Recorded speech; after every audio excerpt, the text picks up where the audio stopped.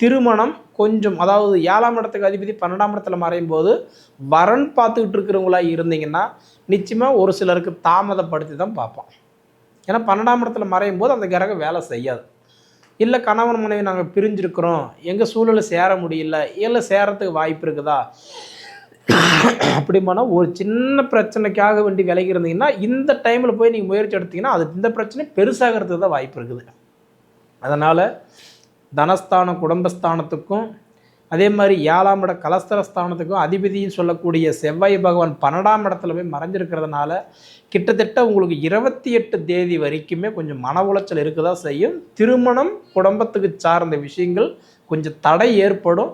ஆனால் உங்கள் சுய ஜாதகம் நல்லா இருந்துட்டா நல்லா இருக்குமே தவிர பொது பலனில் உங்களுக்கு நல்லா இல்லை.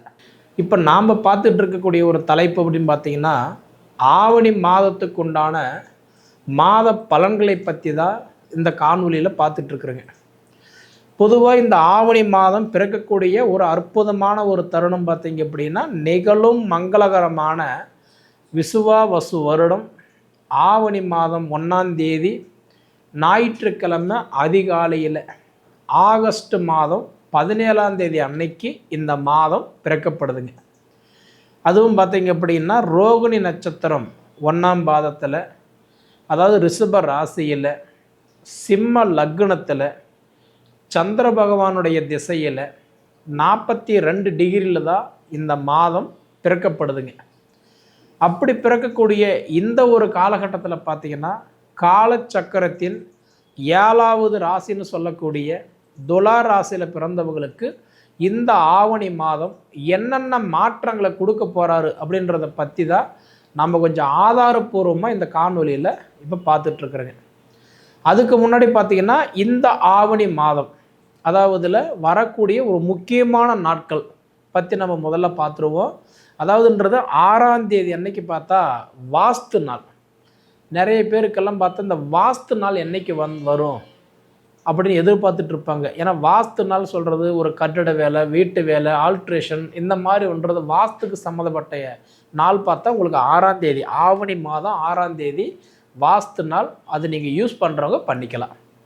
அதுபோக அதே 6ஆம் தேதி பார்த்தா நிறைஞ்ச அமாவாசை. அமாவாசை கும்பிட்றவங்களுக்கு, அமாவாசை பயன்படுத்துகிறவங்களுக்கு பயன்படுத்திக்கலாம். 6ஆம் தேதி வாஸ்து நாள், அது போக அமாவாசை. அதுக்கப்புறம் பார்த்தீங்க அப்படின்னா 11ஆம் தேதி. பொதுவாகவே இந்த ஆவணின்றது என்ன யாருக்கு உகந்த மாதம்னு பார்த்தா பிள்ளையாருக்கு உகந்த மாதம், அதாவது விநாயகருக்கு உகந்த மாதம் தான் இந்த ஆவணி மாதம். அப்படி பார்த்தா முக்கியமான நாள் அப்படி பார்த்தா இந்த 11ஆம் தேதி விநாயகர் சதுர்த்தி. விநாயகர் வாங்கி வச்சு வழிபடுறதுக்கு உண்டான ஒரு அற்புதமான நாள். ஆவணி மாதம் 11ஆம் தேதி விநாயகர் சதுர்த்தி. விநாயகரை வழிபடுறதுக்கு அற்புதமான ஒரு நாள். அதுக்கப்புறம் பார்த்தீங்க அப்படின்னா 22ஆம் தேதி, அதாவது கிரிவலம் போய் சுற்றிட்டு வரவங்களுக்கு அற்புதமான ஒரு நாள். 22ஆம் தேதி நிறைஞ்ச பௌர்ணமி. கிரிவலம் போகிறவங்க போயிட்டு வரலாம், உண்டாச்சுங்களா. அடுத்தது பார்த்தா 27ஆம் தேதி அப்படி பார்த்தா மகாபரணி. பரணியில் பிறந்தவன் தரணி ஆழ்வான்றது ஐதீகம். பரணி நட்சத்திரத்தில் பிறந்தவங்களுக்கு குறிப்பாகவே அந்த நாள் வந்து சூப்பரான ஒரு நாள். அதுபோக பரணியில் நட்சத்திரத்தில் மகாபரணி வர்றதுனால தெய்வ வழிபாடு, கடவுளுக்கு விரதம் இருந்து வழிபடுறதுக்கு ஒரு அற்புதமான ஒரு நாள், சரிங்களா. இது போக பார்த்தீங்க அப்படின்னா 29ஆம் தேதி பார்த்தா தேய்பிறை அஷ்டமி. தேய்பிறை அஷ்டமி காலபைரவரை வழிபடுறதுக்கு உண்டான ஒரு அற்புதமான நாள். இப்போ பொதுவாக பார்த்தா எனக்கு வந்து பண கஷ்டம் இருக்குதுங்க, உடல் கஷ்டம் இருக்குது, அதாவது வந்து பார்த்தா மனசில் அவ்வளோ வேதனை, எனக்கு வந்து பார்த்தீங்கன்னா எனக்கு எதை சாப்பிட்டா பெத்தந்தெளிமன்ற அளவுக்கு நான் கவலையில் இருக்கிறேன்றீங்களா, 29ஆம் தேதி அன்னைக்கு கால பைரவரை வழிபடுங்க. நிச்சயம் உங்களுக்கு சூப்பராக இருக்குது. தேய்பிறை அஷ்டமி அன்னைக்கு அதாவது கால பைரவரை வழிபடுங்க, கண்டிப்பாக நல்லாயிருக்கும். பொதுவாகவே துலா ராசிக்கு அதிபதி யாருன்னு பார்த்தா சுக்கிர பகவான். இப்போ பொதுவாகவே ரிஷபராசி துலாராசி. அப்போ இந்த 1ஆம் இடம் 8ஆம் இடத்துக்கு அதிபதி யாருன்னா சுக்கிரன் தான். துலாராசிக்கும் ரிஷபராசிக்கு அதிபதி சுக்கிர பகவான். இப்போ எங்கே உட்காந்துருக்கிறாருன்னா 9வது பாவகத்தில் உட்காந்துருக்கிறார். 9வது பாவகம் அப்படின்னா அதாவது எப்படி சொல்கிறதுன்னா பாக்கியஸ்தானத்தில் உட்காந்துருக்கிறார். அற்புதமான ஒரு வாய்ப்பு. ஆனால் அந்த 9ஆம் இடத்துலையே பார்த்தீங்க அப்படின்னா இந்த மாதம் முழுவதும் உட்காந்துருந்தாங்கன்னு வச்சுக்கோங்களேன், நிச்சயமாக துலாராசிக்காரங்களோட நிலைமை எங்கேயோ போயிருக்கும்.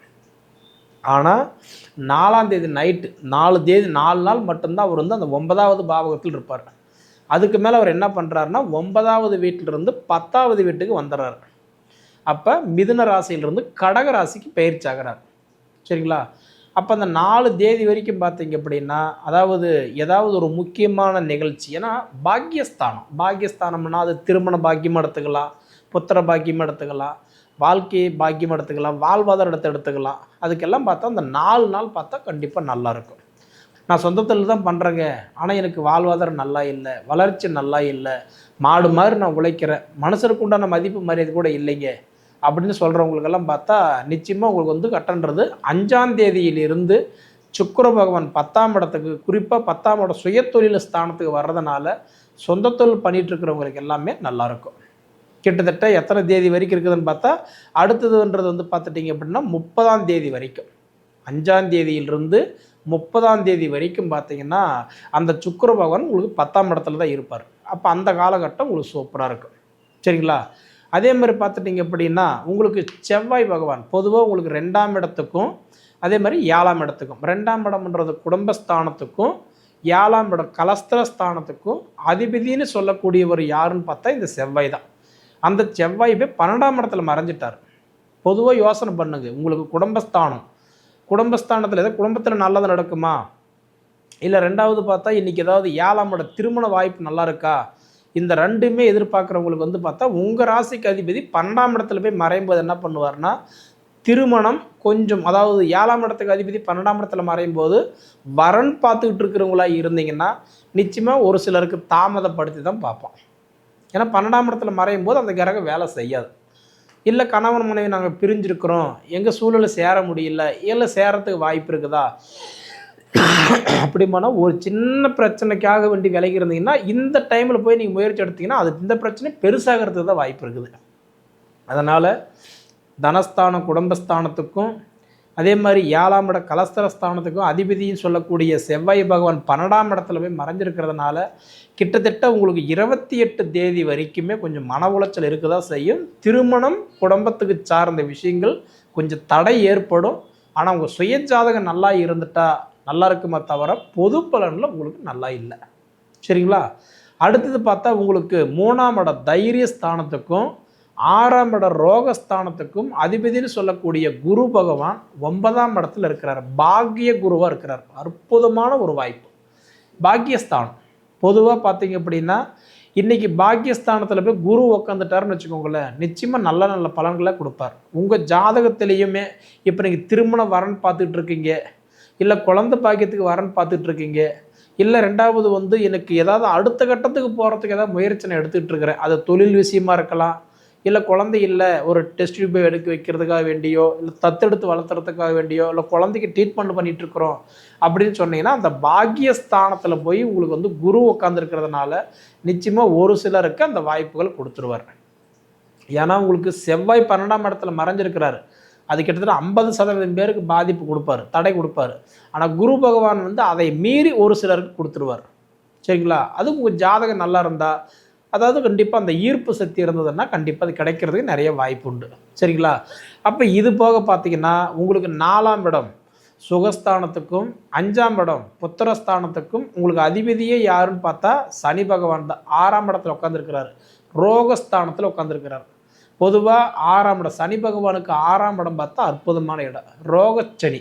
அப்படி பார்த்தீங்கன்னு வச்சுக்கோங்களேன், நிச்சயமாக 95% உங்களுக்கு நல்ல மாற்றத்தை கொடுத்துருவார், நல்ல வளர்ச்சி கொடுத்துருவார். ஆனால் இப்போ அந்த சனி பகவான் வக்கரத்துக்கு போயிருக்கிறதுனால ஒரு சிலருக்கு என்ன பண்ணுவார் அப்படின்னா, தேனெல்லாம் பூசி தெருவெல்லாம் உருண்ட நாள் ஒற்றை தானே ஓட்டும். அப்போ நம்ம என்ன பண்ணுவோம், என்னதான் நம்ம முயற்சி எடுத்தாலும் அந்த சனி பகவான் இப்போ வக்கரத்தில் போயிருக்கிறதுனால ஒரு சிலருக்கு தாமதப்படுத்தி தான் அழகு பார்ப்பான். ஒரு சிலருக்கு எதிர்பார்க்காத கொடுத்துருவான். ஒரு சிலருக்கு என்னதான் நம்ம தீவிரமாக முயற்சி எடுத்திருந்தா கூட அதை தாமதப்படுத்தி தான் நம்ம பார்ப்பான்.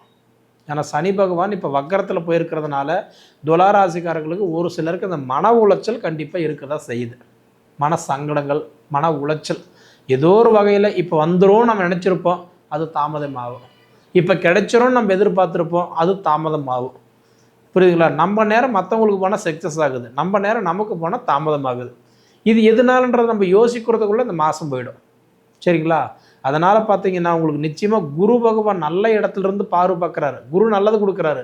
சனி 6ஆம் இடம் தான், நல்ல ஸ்தானத்தில் தான் உட்காந்துருக்கிறாரு. ஆனால் சனி பகவான் வக்ரமானதுனால என்ன பண்ணுவார்னா கொஞ்சம் தாமதப்படுத்துவான், ஆனால் கொடுப்பான். ஒரு சிலருக்கு முன்னாடி கொடுத்துருவான், ஒரு சிலருக்கு பின்னாடி கொடுப்பான். ஒன்றாச்சுங்களா? அப்போ இது போக பார்த்தா புதன் பகவான் உங்களுக்கு 10ஆம் இடத்துல உட்காந்துருக்கிறாரு. உங்கள் ராசிக்கு இப்போ 10ல் புதன் இருக்கிறார். 10ஆம் இடத்துல புதன் இருக்கிறாருன்னா சுயதொழில் பண்ணுறவங்களுக்கெல்லாம் இப்போ நல்லா தான் இருக்கும். நான் கடன் உடனே வாங்கியாவது நான் சொந்த தொழில் பண்ணிகிட்ருக்குறேங்க, எனக்கு சம்பளம் வாங்குறது எனக்கு பிடிக்கல, அதனால் நான் என் சக்திக்கு உட்பட்டதை நான் செஞ்சு சுயதொழில் பண்ணிகிட்ருக்கிறேன்னு சொல்கிறீங்களா, அவங்களுக்கெல்லாம் பார்த்தீங்க அப்படின்னா, ஏன்னா 9ஆம் இடம் பாக்கியஸ்தானத்துக்கும் 12ஆம் இடம் விரயஸ்தானத்துக்கும் அதிபதி தான் இந்த புதன் பகவான். அப்போ அந்த புதன் பகவான் பார்த்தீங்கன்னா 10ஆம் இடத்துல இருக்கிறதுனால உங்களுக்கு பார்த்துட்டிங்கன்னா இன்றைக்கி கிட்டத்தட்ட 14 தேதி வரைக்கும் இருக்கிறத விட 14 தேதிக்கு மேலே தான் உங்களுக்கு நல்லா இருக்குது சொந்த தொழில் பண்ணிகிட்டு இருக்கிறவங்களுக்கெல்லாம். அப்போ கிட்டத்தட்ட சொந்த தொழில் பண்ணிகிட்டு இருக்கிறவங்களுக்கெல்லாம் 14ஆம் தேதிக்கு மேலே நிறைய மாற்றங்களை நீங்கள் பார்க்கலாம். அதுக்கு முன்னாடி பார்த்தீங்க அப்படின்னா கொஞ்சம் மன உளைச்சலோடு இதை இருக்க செய்யும். அதாவது இப்போ இந்த பணம் வந்துடும், அது நமக்கு அந்த வேலை பூர்த்தி ஆகிடும், அந்த வேலை கம்ப்ளீட் ஆகிடும், எடுத்த ஆர்டரை நம்ம முடிச்சிடலாம், அப்போ ஏதோ ஒரு வகையில் மனசங்கடத்தோட முடித்து வெளியில் வரத்துக்குள்ளே சங்கடப்பட்டு வெளியில் வர அளவுக்கு தான் இருக்குது. புரியுதுங்களா? ஏன்னா புதன் பகவான் கிட்டத்தட்ட பார்த்தீங்கன்னா கடகராசியில் வக்ரம் அடைஞ்சு கிட்டத்தட்ட ஒரு மாதம் 1.5 மாதமாக இருந்தார். அந்த டைமிலிருந்து இது வரைக்கும் மீண்டும் நீங்கள் வெளியில் வரல. ஏதோ ஒரு சூழல், அப்போ நமக்குள்ள ஏதோ ஒரு பிரச்சனை இருக்குது, அது என்னன்னு தெரியலையே, அந்த குழப்பத்திலே இந்த மாதம் உங்களுக்கு போயிடும். 14 தேதி வரைக்கும் கொஞ்சம் கஷ்டம் இருக்குங்க. 14 தேதிக்கு மேலே நல்லா இருக்கும், நீங்கள் பயப்பட தேவையில்லை. சரிங்களா? அப்போ இது போக பார்த்தீங்கன்னா உங்களுக்கு 11ஆம் இடத்துக்கு அதிபதி 11ஆம் இடத்துலையே இருக்கிறது மிகப்பெரிய ஒரு சிறப்பான விஷயம். ஏன்னா பொதுவாக பார்த்தீங்க அப்படின்னா சூரியன் ஒவ்வொரு மாதம் ஒவ்வொரு வீட்டில் இருப்பார். அப்படி பார்த்தீங்கன்னா எப்பயுமே பாருங்கள் துலா ராசிக்காரங்களுக்கெல்லாம் பார்த்தீங்கன்னா தன் சூரிய பகவான் 11ஆம் இடத்துக்கு அதிபதியாக நிற்கிறார். ஏன்னா 11ஆம் இடம் போது அவர் இந்த ஆவணி மாதம் மட்டும்தான் 1ஆம் தேதியிலிருந்து 31ஆம் தேதி வரைக்கும் முழுமையாக தன் 11ஆம் இடத்துல இருப்பார். அப்போ சூரிய பகவான் தான் மாத கிரகம்னு சொல்கிறவங்களே சூரிய பகவான் தான். அந்த சூரிய பகவான் மாத கிரகம் சூரிய பகவான் தன் 11ஆம் இடம் தன் சொந்த வீட்டில் லாபஸ்தானத்தில் முழுமையாக உட்காரும்போது 14 தேதிக்கு மேலே நான் சொன்ன பார்த்தீங்கன்னா புதன் வரும்போது நல்லா இருக்கணும்னு, அப்போ அந்த சூரியனோட அந்த புதன் இணையிறாரு. புதன் ஆதித்ய யோகம் 11ஆம் இடம் லாபஸ்தானத்தில் ஏற்படுது. அப்படி ஏற்படும் போது என்ன ஆகுதுன்னா வெளிநாடு முயற்சி எடுக்கிறவங்களுக்கு இது ஒரு அற்புதமான வாய்ப்பு. காடுகரை சீர்திருத்தம் பண்ணுறதுக்கு ஒரு அருமையான ஒரு வாய்ப்பு. அதே மாதிரி பார்த்துட்டிங்க அப்படின்னா இன்றைக்கி தோட்டத்துறவு 2வது இந்த மாதிரின்றதை ஆல்ட்ரேஷன் பண்ணுறவங்களுக்கெல்லாம் ஒரு நல்ல வாய்ப்பு. நான் ஐடி கம்பெனிலிருந்து கூட நான் வேலை செய்கிறேங்க, எனக்கு நல்ல முன்னேற்றம் கிடைக்கலன்றீங்களா, 14 தேதிக்கு மேலே அந்த முன்னேற்றம் நீங்கள் எதிர்பார்க்கலாம். கிட்டத்தட்ட இந்த சூரியன் புதன் இணையிற காலமும் சூரியன் 11ஆம் இடம் லாபஸ்தானத்தில் உட்கார்ந்த காலமும் இந்த மாதம் முழுவதும் பார்த்தீங்கன்னா உங்களுக்கு முழுமையாக சப்போர்ட் பண்ணுறவர் யாருன்னா முழுக்க முழுக்க முழுக்க பார்த்தா இந்த சூரியன் மட்டும்தான். சூரியன் உங்களுக்கு 11ஆம் இடத்துல உட்கார்ந்த காலம் அருமையான ஒரு அற்புதமான காலம். அதே மாதிரி 9ஆம் இடத்துல குரு உட்கார்ந்த காலம் உங்களுக்கு அதை விட சூப்பரான ஒரு நேரம். சனி பகவான் வக்கரத்தில் போனதுனால தான் கொஞ்சம் சரிவு. இதெல்லாம் பார்த்தீங்க அப்படின்னா மொத்தத்தில் பார்த்தீங்கன்னா உங்களுக்கு பஞ்சம ராகு, உங்களுக்கு ராகு பகவானுடைய பயிற்சி சூப்பராக இருக்குது. பஞ்சம ராகு 80% உங்களுக்கு பலனை கொடுக்குறான். சரிங்களா? அதே மாதிரி பார்த்தா 11ஆம் இடத்துல லாப கேது, கேது பகவான் கூட கெட்டவனாக இருந்தாலும் அவர் உங்களுக்கு நல்லது தான் பண்ணுறாரு. புரியுதுங்களா? அப்போ இது போக பார்த்தீங்க அப்படின்னா உங்களுக்கு குரு பார்வை உங்கள் ராசிக்கு குரு 5ஆம் இடமாக பார்க்குறாரு. குருவுடைய பார்வை 5, 7, 9. அப்போ குரு மிதுனத்திலிருந்து உங்கள் ராசி 5ஆம் இடமாக பார்க்குறாரு. அதனால் புத்திர செல்வம் பெருகிறதுக்கு நிறைய வாய்ப்பு. ஒரு கிரகம் நமக்கு தடைப்படுத்தும், ஒரு கிரகம் கொடுக்கும். அப்படி பார்த்தா உங்களுக்கு புத்திரஸ்தானத்துக்கு அதிபதி சனி பகவான் 6ஆம் இடத்துல இருக்கிறதுனால பரவாயில்லைன்னு சொல்லியிருந்தேன். ஆனால் அப்படி பார்த்தா நிச்சயமாக உங்களுக்கு என்னென்னு ஒரு விஷயம்னா 9 கிரகங்கள் இருக்குன்னா 9 கிரகமும் நமக்கு நல்லாவே இருக்குன்னா இருக்காது கண்டிப்பாக. அதை 2 கிரகம் நம்ம தடைப்படுத்துதுன்னா இன்னும் 2 கிரகம் நம்ம கொடுக்கும். அப்படி பார்த்தா உங்களுக்கு குரு இப்போ கொடுக்குறது 5ஆம் இடத்துல உட்காராரு இல்லையா? அப்போ 5ஆம் இடமும் உங்கள் ராசி பார்க்கறதுனால நிச்சயமாக நல்ல பலன்களை கண்டிப்பாக கொடுப்பாரு. சரிங்களா? அதனால் பார்த்தா உங்களுக்கு குரு பார்வை உங்களுக்கு 5ஆம் இடமாக பார்க்குறது ஒரு நல்ல விஷயம். இது போக பார்த்துட்டுனா உங்களுக்கு பஞ்சம ராகு லாப கேதுவாக இருந்து பார்க்குறது நல்ல விஷயம். இதில் மெயின் விஷயம் உங்களுக்கு சூரியன் 11ஆம் இடத்துல உட்காந்த காலகட்டம் பரவாயில்லை, நீங்கள் நினைச்ச மாதிரி நடக்கலாம். உங்கள் ஜாதகம் எந்த அளவில் இருக்குதோ அதுக்கு தகுந்த மாதிரி இந்த மாதம் உங்களுக்கு நல்லா சப்போர்ட் பண்ணும்.